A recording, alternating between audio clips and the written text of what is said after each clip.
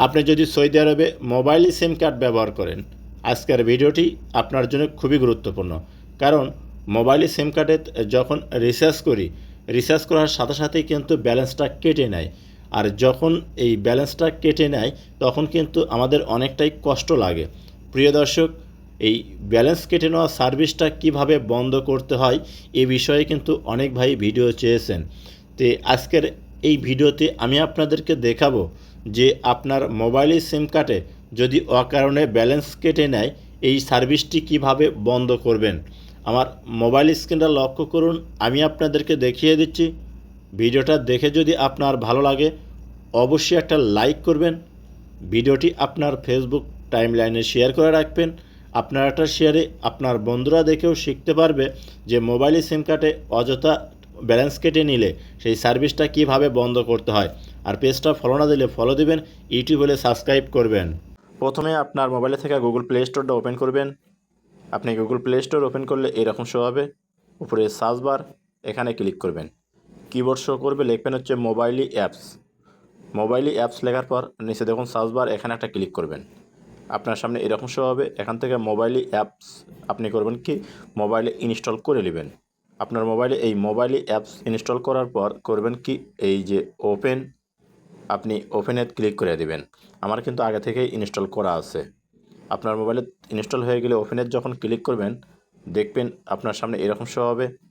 উপরে দেখুন লেখা আছে কি লগ ইন বা রেজিস্ট্রেশন, আপনি এখানে ক্লিক করবেন। যখন এখানে ক্লিক করবেন দেখবেন এরকম শো হবে। এখান থেকে আপনাকে হয় লগ ইন করতে হবে, না হলে রেজিস্ট্রেশন করতে হবে। নতুন হলে আপনাকে রেজিস্ট্রেশন করতে হবে। তো এত ঝামেলার মধ্যে যাওয়া নাই, আমি আপনাদেরকে সবচেয়ে সহজ মাধ্যম দিয়ে দেখাচ্ছি। এই যে দেখুন নিচে লেখা আছে কি কুইকলি লগ ইন, আপনি এই কুইক লগ ইনের উপর একটা ক্লিক করবেন। যখন এখানে ক্লিক করবেন এরকম শো হবে। আপনারা যদি আগে থেকে এই অ্যাপস মোবাইলে থাকে তাহলে ফোন নাম্বারটা শো করবে। নিচে দেখুন আছে হচ্ছে আপনার একামা নাম্বার, আপনি করবেন কি একামা নাম্বারটা এবং ফোন নাম্বার দিয়ে দিবেন। আমার কিন্তু ফোন নাম্বার শো করতেছে, আমি এখানে আমার একামা নাম্বারটা দিয়ে দিলাম। একামা নাম্বার দেওয়ার পর নিচে দেখুন ভেরিফাই মাই নাম্বার, এই চিহ্ন আছে, এখানে ক্লিক করবেন। যখন এখানে ক্লিক করবেন আপনার এই নাম্বারেতে একটা ওটিপি কোড আসবে, 4 সংখ্যার ওটিপি কোড আসবে। কোডটা বসে দেবেন, তারপরে যে কনফার্ম আপনি এই চিহ্নের উপর একটা ক্লিক করে দেবেন। এই কনফার্মে ক্লিক করার পর দেখবেন আপনার সামনে এরকম শো হবে, অর্থাৎ মোবাইলি অ্যাপস আপনার সামনে শো করবে। এখন এখান থেকে দেখুন আপনার যদি মোবাইলে এই সিমে কোনো রিচার্জ অর্থাৎ থাকে, রিয়াল থাকে, তাহলে এখানে কিন্তু শো করবে আমার কিন্তু 0 ব্যালেন্স, আমার কোনো রিচার্জ করা নাই, এর কারণে 0 দেখাচ্ছে। এখন আপনাকে যে কাজটা করতে হবে এখান থেকে দেখুন স্কিপ করে উপর দিক নেবেন, লওয়ার পর এখানে দেখুন 3টে অপশন আছে। আপনি চাইলে এখান থেকে কিন্তু ডাটা প্যাক কিনতে পারবেন, আপনি এখান থেকে মিনিট প্যাক কিনতে পারবেন, এসএমএস কিনতে পারবেন। তো যেহেতু আমাদের টাকা কাটে নিচ্ছে তার জন্য যে মাই লিঙ্ক এই অপশনটার উপর ক্লিক করবেন। এরকম শো হবে। প্রথমে দেখুন লেখা আছে কি অ্যাক্টিভ সাবস্ক্রিপশন, আপনি এই অ্যারোসনের উপর একটা ক্লিক করবেন। এইরকম শো হবে। এখানে দেখুন আমার কোনো সার্ভিস চালু নাই, এর কারণে কিন্তু এখানে কোনো কিছু দেখাচ্ছে না।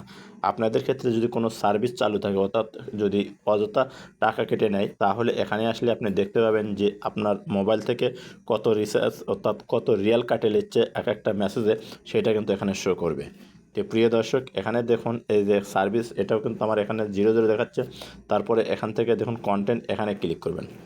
এই কন্টেন্ট এখানে ক্লিক করলে এখানেও দেখুন এই রকম শো করতেছে, অর্থাৎ আপনার সার্ভিস চালু থাকলে এটাও কিন্তু এখানেও দেখাবে। তো দেখুন এখানে আমি আপনাদেরকে দেখা যদি কোনো সার্ভিস চালু থাকে তাহলে এইরকম শো করবে।